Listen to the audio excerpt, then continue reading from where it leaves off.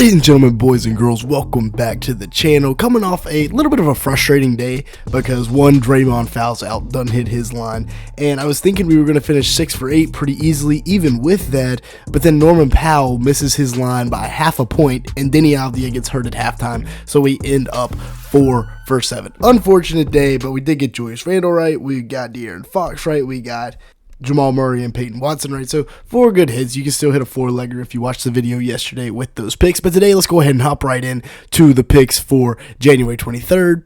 Starting with the Suns, and we're going to go to points, rebounds, and hear me out, we're going to go with Dillon Brooks. He's coming off a frustrating game against the Philadelphia 76ers where he was pretty inefficient, and now he gets a matchup against the Atlanta Hawks, who, targeting-wise, that's the 5th best team to target when you're looking at points and rebounds because they play at the 3rd fastest pace in the NBA, and they give up the 6th most points per game. On top of that, their defense isn't particularly efficient at 13th in the league, so middle-of-the-pack defensive efficiency, but you couple that with a very fast pace and a ton of points given up. This looks like a good opportunity for Dillon Brooks to bounce back.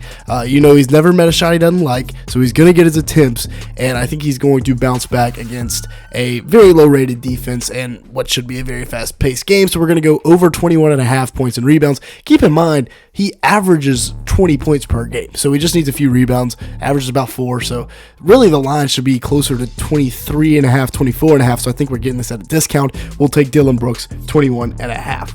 Next, we're going to move on to the Cleveland game and take Donovan Mitchell for 26.5 points. He's only hit 26.5 points in 1 of the last 5 games.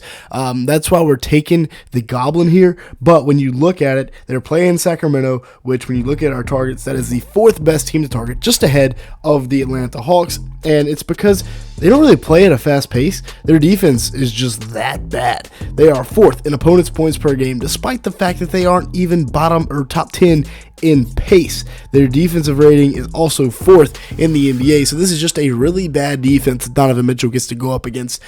I'm going with the reduction in points here with the Goblin because of the pace and because he hadn't been on fire necessarily as of late, but I'm still trusting Donovan Mitchell to hit this line of 26.5 points. That is going to be our second bet today.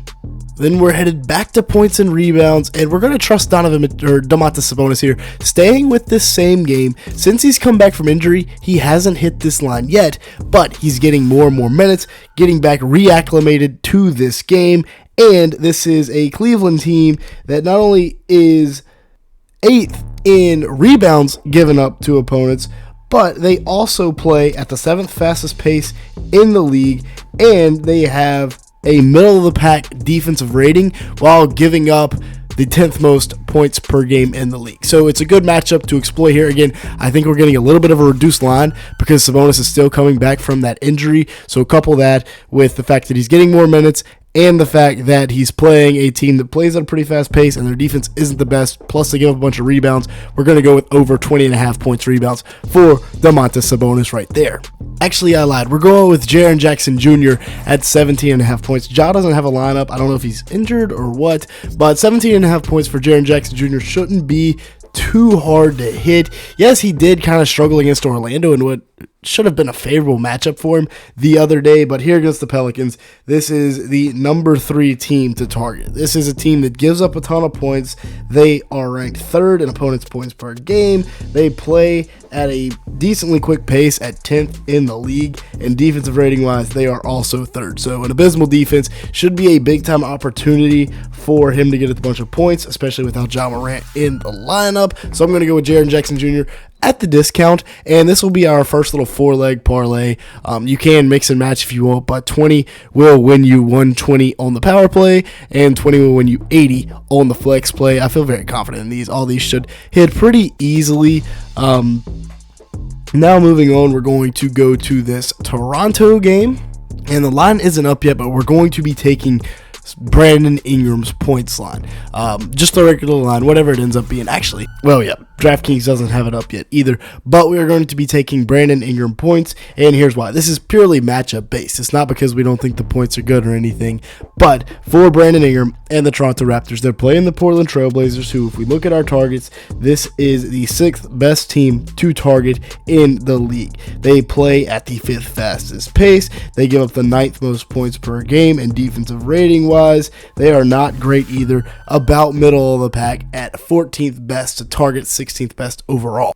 And when you look at Brandon Ingram's last few games, his line will probably be around 21.5, so he'll have hit in 3 of the last 5 and come up very close. In these 2, he just didn't shoot particularly well from the field. So we're going to be going with Brandon Ingram's over here against the Portland Trailblazers. Then we're going to be going back to this Phoenix game and taking the over on Mark Williams rebounds. They're going to give us the Goblins, so we're going to go ahead and take it. We took this in his last game against Philadelphia where he hit for us, so we're going back to the well here, going back to Mark Williams against Atlanta. We already talked about this Atlanta defense, as being not great in terms of points. They are our 5th best team to target for points, and then they also give up a good amount of rebounds as well, fitting in there at the 10th slot for rebounds giving up, which gives them at the 3rd best team to target when it comes to rebounds because they give the 10th most, and they play at the 3rd fastest pace.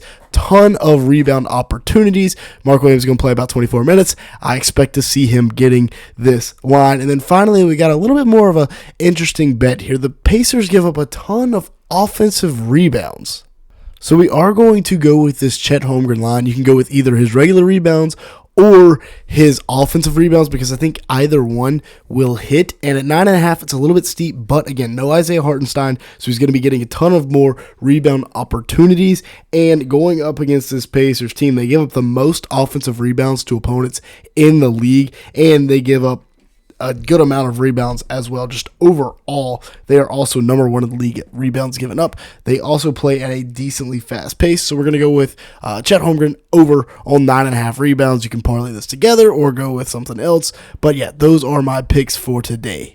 Remember the rules. If we do help you make money, you got to come back. You got to hit the like button, hit that subscribe button, and with that being said, hopefully we see you tomorrow for some more picks.